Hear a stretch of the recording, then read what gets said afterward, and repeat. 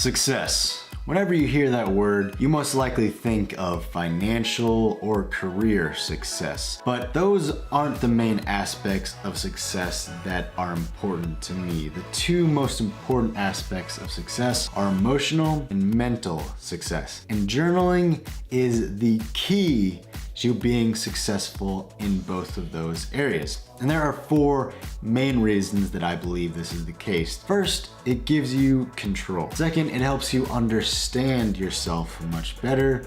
And third, it clears your mind. And lastly, it helps to improve and document your development. So going back to, it gives you control. Throughout the day, we are constantly bombarded with whispers in one ear or the other telling us to buy this or buy that or think this or think that. And so we aren't really given much time to think through things on our own because we are constantly influenced by others. Journaling is an honestly great way to spend time with yourself and your thoughts and work out your own opinions in those areas where you don't need to worry about being influenced by the news or social media or your colleague Jim, because you are free to just sit there with your own thoughts and ideas and work them out. Secondly, it helps you understand yourself. Whenever you are writing down your thoughts, feelings, and emotions, it's naturally going to help give you a better understanding of why you have those ideas, because you are able to sit down and reflect on why you hold those beliefs. And this will actually help you begin to question a lot of your beliefs, maybe even your deepest held belief. And I know that might sound like a bad thing, but it's actually a good thing, because if the belief is worth having, then it will hold up to that questioning. You will either develop an understanding for why you have that belief, or you will realize that the reason you have that belief is good to begin with. Or you will get rid of that belief, or realize that you should at least, because there is no good reason for you to actually have it, or the reason that you had was actually incorrect or misguided whenever you were younger. And third, it clears your mind, because our minds are busy bees. They are trying to think of all the things that we have to do and remember all of the bits of information that we learn throughout the day. But our minds aren't meant to remember every single thing that we need to do. So by journaling, it helps to get out all of the thoughts and ideas that you have onto a piece of paper, so that it allows your mind to be a lot more free to do whatever you are working on, which will make it much more focused on the task at hand, and will also help make sure that you need to get done what you need to get done, because you have written it down. And fourth, it helps improve and track your development, because whenever you're journaling, you're most likely going to be journaling about mental, emotional, or the development of your goals. And so this will naturally help make sure that you are working to improve in these areas. And if you are doing this for a long period of time, then it will give you a record of how you developed in those areas, and you can look back and see how you have progressed. And this is particularly useful on days that you are feeling down and doubting yourself, because you can look back and see how far you have came. So those are the main four whys of why I think that you should start journaling. But now let's get into the hows. And there are going to be a couple that are focused just on emotional success, and a couple that are just focused on mental success. And then at the end, it will be focused on things that you can do that will help you be successful in both areas. So starting off with mental success. Well, what exactly is mental success? Because it kind of sounds the same as emotional success, right? But mental success is more in just your ability to achieve your goals, or your belief that you can achieve your goals and planning to do those, and then also your ability to learn as effectively as possible. And then emotional success has to do with understanding yourself and developing a positive self-esteem and identity, and just an overall positive mindset about life. But the first thing that you can do with mental success, and I already foreshadowed it, is reflecting or planning out your goals. So obviously the first thing that you can do is figure out what goals you have, what's important to you, and then make a plan for achieving those goals so you can set sub goals to help you actually reach that big, large goal. Like the one that I have right now is reaching the intermediate level of Korean, and so I have some words and sentence goals that will help me reach that intermediate level, and they just kind of build up from there. But after you set those goals, you then want to reflect on ways that you are actually working towards achieving that goal. Because if you aren't actually taking the time to think about it regularly, you might not be going in the right direction or appropriately focusing on it,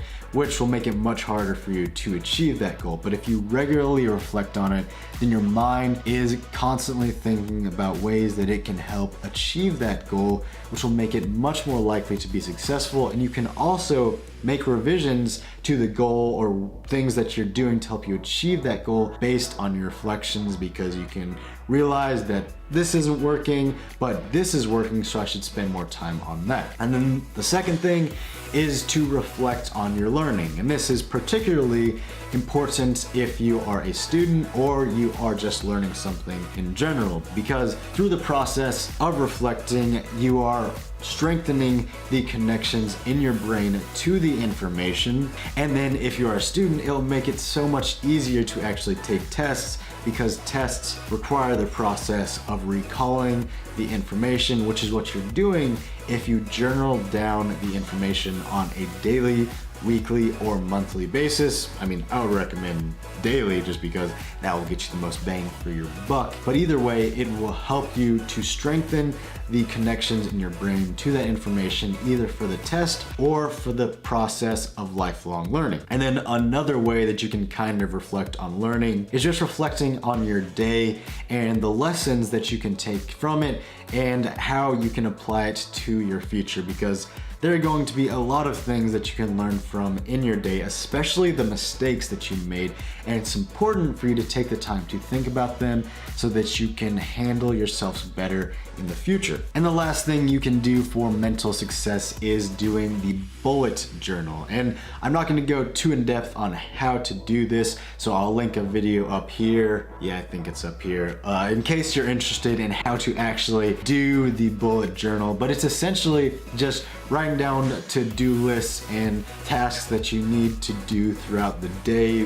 month, and year, pretty much, to help make sure that you are as productive as possible. Especially because, like I said, our brains aren't meant to remember and keep track of all the things that we need to do. So by writing it down, it helps to clear your mind of all of that clutter, and then also make sure you get done what you need to, because if you're like me, you have a lot of things that you remember you need to do, but about 90% of those things you forget to actually do. So by writing it down, it helps make sure that you actually do them. But then going on to emotional success, the first thing that you can obviously do with this is just exploring your emotions, asking yourself how you felt on a given day and trying to unpack why you felt certain ways. You can also go and look up a bunch of prompts on the internet, or you could just do the same thing every single day, whichever one works for you.